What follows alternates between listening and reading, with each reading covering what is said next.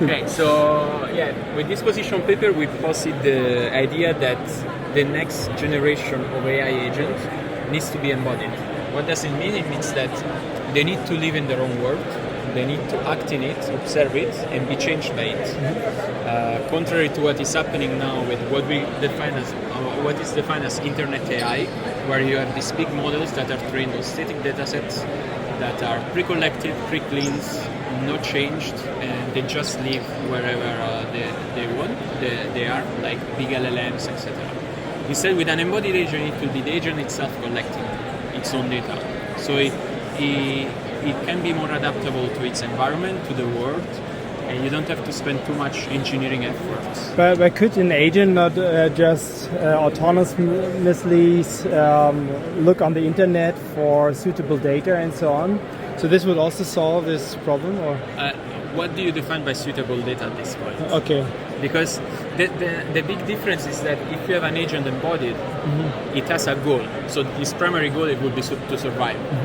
So that really makes data useful or less useful if it goes towards a goal. But if you look now at this big LLM, they don't really have a goal. Their goal is the loss function. The loss function is to best predict the next token.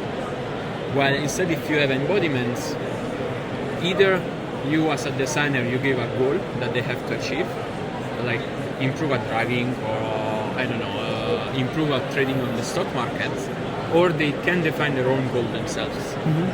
So this already gives you an idea of what is good data, bad data. Instead, now I don't know how many engineering hours OpenAI has spent in cleaning its data. I would agree with you. Like an agent that wanders around in the internet and does something to survive. That's already in this direction. It doesn't have a physical body, but we define embodiment as in a more abstract way. It just lives in an environment that it can sense, it can act on it can change, it can learn, it has memory. And that type of agent it still depends on the internet for survival. Yes. But like if you think about like a computer virus, that's sort of that's really the biological virus in the internet space, and in that internet space you could have more sophisticated agents that live there, right? And what do you see on this poster? So what we see is the definition we have for embodied agent. So that's what Balázs was saying, that as embodiment we don't really mean something that lives in the world. But it's like 3D world. Exactly. Somehow it interacts with the real world. It has to act with its own environment. Then the environment can be the internet, can be the physical world, can be whatever you want. And as of now, actually, we already have some embodied agents that live among us, we can say. So these are the social media and content AI recommendation system. Basically, the YouTube algorithm, for example, or Facebook algorithm. Yeah, that's typically what you refer to. It's an implementation is much more hidden than the LLM agents, and less talked about. But in terms of impact on society and impact even on this direction, they are more advanced than LLM because they have a goal, they adapt, they probably not look for their own data, but the data changes all the time and they are automatically retrained every X hour or days. Okay, and what do we see here? So these are the reasons why we're pushing for embodiments. So I don't know if you're familiar with this Friston active inference principle, but what it says that the brain tries to minimize. The brain is a prediction machine, and what it does is try to minimize the error between his prediction and what it observes in the world. So to do that, it needs embodiment because it needs to live in its own world. And actually, there is this super nice experiments by Heldenheim done in the 63, where they put two kittens in a carousel, and where one kitten can interact with the carousel and the other one just observe. So the kitten have the same exact visual sensorial experience, But the one that interacts with the carousel develops a better Learns more, motor yeah. coordination. I see. Then Because just it is embodied, it interacts with the environment, Yes. its own environment, rather than just looking at it. So the components that we identified for an embodied agent are like the agent has to be able to perceive the world through sensors. It has to be able to act on it. So it needs some actuators.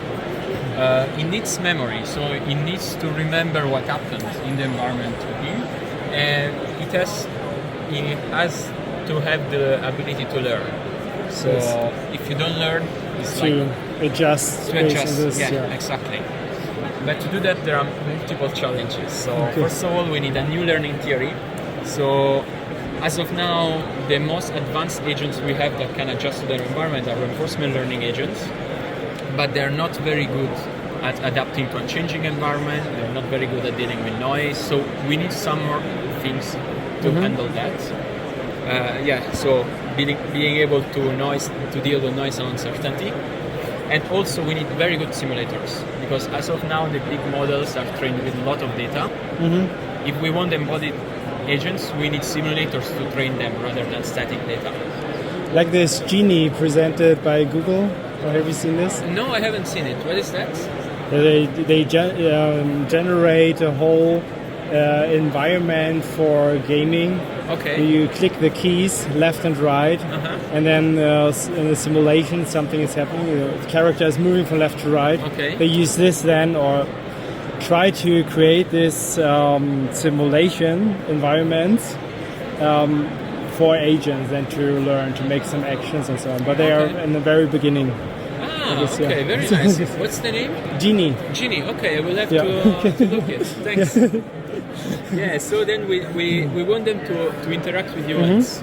So LLMs, this is something that they can do very good. Yes. So for this reason, we're not saying that LLMs will not have a part in this. Will probably play a fundamental role, but it's not the only part. And then they need to be able to generalize. Right now, we don't really have too many algorithms that are very good at generalization. Yeah. So we need to find a way to make these agents generalize, and we have to fight hardware limitations. Yes. If we want AIs to be used more often, we need them to not require too much hardware. I mean, me personally, I cannot run an LLM at my place because I don't have 10 GPUs. Yes. But so if we want larger adoption of this, we need them to be able to use your laptop or your phone, whatever. So these are challenges we have to fight, but I'm very positive that we will get there. Thank you. Thanks.